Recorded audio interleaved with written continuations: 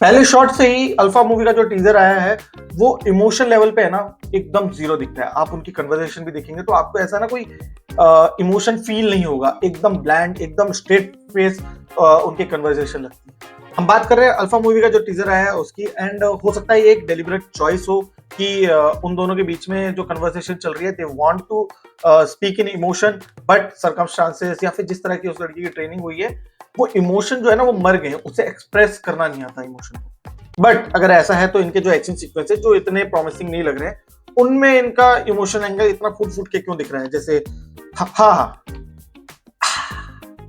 ये सब क्या है।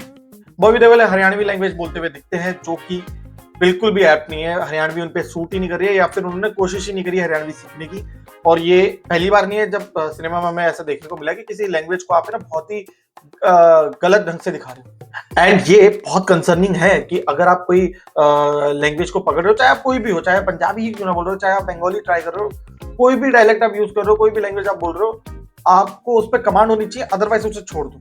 इवन यहाँ पे है ना वो ऐसा नहीं कि थ्रू आउट हरियाणवी बोल रहे हैं, जब उनका मन कर रहा है तब हिंदी बोल रहे हैं, जब मन कर रहा है तब इंग्लिश बोल रहे हैं, जब मन कर रहा है तब उसे हरियाणवी बोल दे रहे हैं, जो कि बहुत ही ज्यादा ऐसा आउट ऑफ प्लेस जैसा लग रहा है।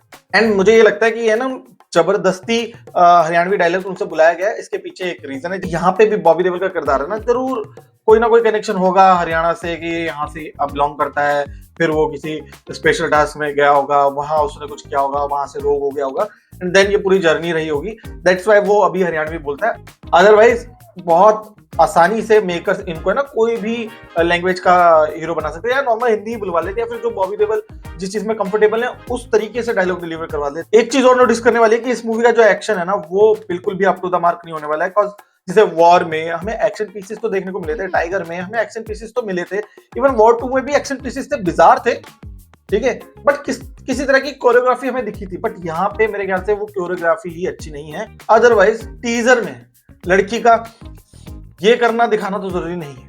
इवन और भी कई सारे शॉट्स हैं एक्शन में जिसमें उन्होंने ना सिर्फ उनके हीरो शॉट लिए हैं जिनकी जरूरत नहीं थी। आप एक एक्शन पीस का कोई तो ग्लिम्स दिखा देते, बट इनके पास शायद से इतना मटेरियल ही नहीं है एक्शन सीक्वेंस में, कोरियोग्राफी में, कि वो ये चीज दिखा सके। एक और चीज नोटिस करने वाली है कि आलिया का जो कैरेक्टर है वो कभी बॉबी देओल को बाबा बुला रहा है, कभी पापा बुला रहा है, और कभी सर बुला रहा है। ये तो था जो टीजर में मेरे को प्लॉट होल्स दिखे।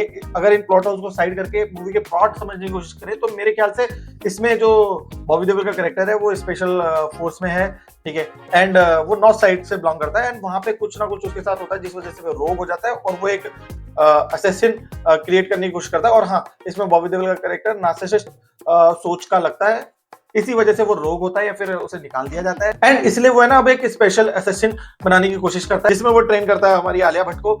एंड अब आलिया भट्ट जो है असिस्टेंट बन चुकी है तो वो अब किलिंग स्प्री पे निकल जाती है, कभी किसी को मार रही है, कभी किसी को मार रही है। इसी बीच उसे रियलाइज हो जाता है कि वो जिनको मार रही है वो लोग गलत नहीं है, वो तो सही है, गलत मेरे पापा, मेरे सर, मेरे बाबा हैं।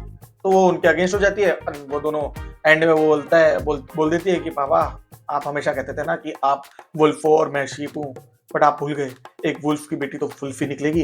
एंड वो डायरेक्ट उनसे लड़ने लग जाती है। एंड हो सकता है इसी बीच में जो हमारे ऋतिक रोशन का कैमियो है वो आ जाता है, उसे किसी मुसीबत से बचा लेगा, उसके बाद क्लाइमैक्स हो जाएगा। इस टीजर को देख के मेरे दिमाग में ना एक इंटरेस्टिंग थ्योरी आ रही है कि अगर टीजर में जो आलिया भट्ट दिखाई गई है और जो बच्ची का किरदार दिखाया गया है दोनों अलग अलग, जो बच्ची का किरदार हो वो आगे जाके शर्वरी बने, तो ये कहानी थोड़ी इंटरेस्टिंग हो सकती है। ऐसा हो सकता है कि इसमें जो आलिया भट्ट का कैरेक्टर है ना इसने ट्रेन किया था बचपन से, एंड ये रोग हो गई, तो ये जो बॉबी देओल का किरदार है ना इसने अब है ना एक नई असिस्टेंट को ट्रेन करना चालू किया जो कि शर्वरी है। एंड एक लंबे टाइम जंप के बाद हमें एक मोन्टाज आएगा जिसकी वजह से ये बच्ची जो है बड़ी बन जाएगी, एंड ये बड़ी होकर शर्वरी बन गई। अब ये शर्वरी जो है ये लोगों को जा जाके ढूंढ रही है, मार रही है, एंड ये मिलती है एक रोग असिस्टेंट से जो है हमारी आलिया भट्ट, और यहाँ से कहानी इंटरेस्टिंग हो सकती है। ये सिर्फ एक थ्योरी है जो मेरे को टीजर देख के लगी, क्योंकि मेनली मेरा रीजन ये था कि इसमें जो जब वो आलिया भट्ट से बात कर रहा है तब उसकी दाढ़ी का कलर और ये सब जो उनका लुक है वो काफी सिमिलर है जब वो उस बच्ची को ट्रेन कर रहे हैं उससे। तो मेरे को लग रहा है कि यार हो सकता है कि ये रोग हो तो इसने ये बनाई हो, गॉड नोस क्या रीजन होगा। ऑनेस्टली कहूं तो मुझे इस फिल्म से ना ज्यादा एक्सपेक्टेशन नहीं है, क्योंकि वायरस स्पाई यूनिवर्स है ना, ग्राउंडेड स्पाई स्टोरीज नहीं दिखाता, जैसे राजी या धुरंधर ऐसी स्टोरीज पे वो बिलीव नहीं करता है। वो जेम्स बॉन्ड या जॉन विक जैसे जोन में अपने आप को प्लेस करता है। एंड जॉन विक और ऐसे सिनेमा है ना, रिलाई करते हैं अपने एक्शन पीसेस पे, एक्शन कोरियोग्राफी पे, या फिर कुछ विजुअल ट्रीटमेंट पे बहुत ज्यादा बिलीव करते हैं, ठीक है। बट यहाँ पे वही चीज सबसे वीक लग रही है। आप पूरे टीजर में देखोगे तो जो एक्शन पीसेस दिखाए गए हैं वो बहुत ही ज्यादा ठंडे हैं। लाइक आप मिशन इम्पॉसिबल का कोई भी एक टीजर उठा के देख लीजिए, कोई सा भी, उसमें आपको है ना कोर चीज दिख जाएगी कि ये लोग है ना ये स्टंट पुल ऑफ करने वाले हैं, ये एक्शन पीस हमें दिखाने वाले हैं। तो ये मूवी जब अपने आप को वहां प्लेस करती है तो इस टीजर में भी हमें उसकी कोई ना कोई ग्लिम्स तो दिखनी चाहिए, बट वो नहीं दिखती है। अब बात कर लेते हैं दूसरे ट्रेलर की, जो कि है वेलकम टू द जंगल का ट्रेलर। एंड जहां पहले ट्रेलर में हमें सिर्फ 2 ही कैरेक्टर दिखाए गए थे, आलिया भट्ट और बॉबी देओल, यहाँ पे कैरेक्टर का एकदम से बुफे ही लग गया है। प्रोडक्शन हाउस ने सोचा कि भाई सबके नाम क्या लेंगे, एक काम करो इतना म्यूजिक क्या जनरेट करेंगे, एक काम करो एआई से सबके नाम बुलवा दो। लेजिट इसमें जो पहले ट्रेलर के पहले 10-15 सेकंड सिर्फ एआई जनरेटेड एक सॉन्ग है जिसमें सिर्फ नाम बोले हैं। अगर इसको किसी ने गाया है तो आप प्लीज कमेंट सेक्शन में मेरे को बता दीजिएगा, अगर किसी ने इसको गाया है तो। मुझे तो ये एआई जनरेटेड लग रहा है। अब इस 4.5 मिनट के ट्रेलर की अगर बात करें तो उसमें हमको पूरी कहानी पता चली चुकी है कि परेश रावल का एक कैरेक्टर है, वो जॉनी लीवर और राजपाल यादव इसमें शायद से प्रोड्यूसर्स हैं, और उनके साथ हमारी जैकलीन फर्नांडिस भी हैं। ये सब मिलकर एक फिल्म बनाते हैं, लोगों को एक स्कीम चलाते हैं कि 2000 करोड़ रुपए कमा लेंगे, ऐसी फिल्म बनाएंगे। उसमें वो एक फ्लॉप एक्टर अक्षय कुमार को कास्ट कर लेते हैं, उसके साथ और भी एक्टर्स को कास्ट कर लेते हैं। एंड कहानी होती है कि आर्मी ऑफिसर कैसे जंगल में जाएंगे, वहां पे डाकू आएंगे, उनसे इनको बचा लेंगे। अब ये एक रियल गांव, पैसे बचाने के चक्कर में रियल गांव चले जाते हैं। वहां पे इन्हें लाइक वहां पे ऑलरेडी एक डाकू का खतरा होता है, इन्हें लगता है नहीं है सब झूठ है। वहां पे रवीना टंडन जी का कैरेक्टर भी होता है। अब एक्चुअल में डाकू आ जाता है और ये एक सिचुएशन में फंस जाते हैं जहां पे इन्हें शूटिंग भी करनी है और डाकू से भी बचना है। डाकू सच में हीरो को हीरो समझ रहा है, क्या केओस मस्त है, उसके बीच में पूरी कॉमेडी है। ऐसा भी हो सकता है कि ये किसी बॉर्डर के पास कर रहे हैं, क्योंकि है ना इसमें एक आधे शॉट्स है जिसमें एयर स्ट्राइक होती है फेंस के उस साइड से। अब पता नहीं किसकी हो रही है, क्या हो रहा है पता नहीं है, ठीक है। तो बहुत कंफ्यूजिंग सा नहीं, बहुत स्ट्रेट फॉरवर्ड सा इसका प्लॉट होगा। आप कहानी में घुसोगे, पहले 15 मिनट में आपको प्लॉट समझ आ जाएगा।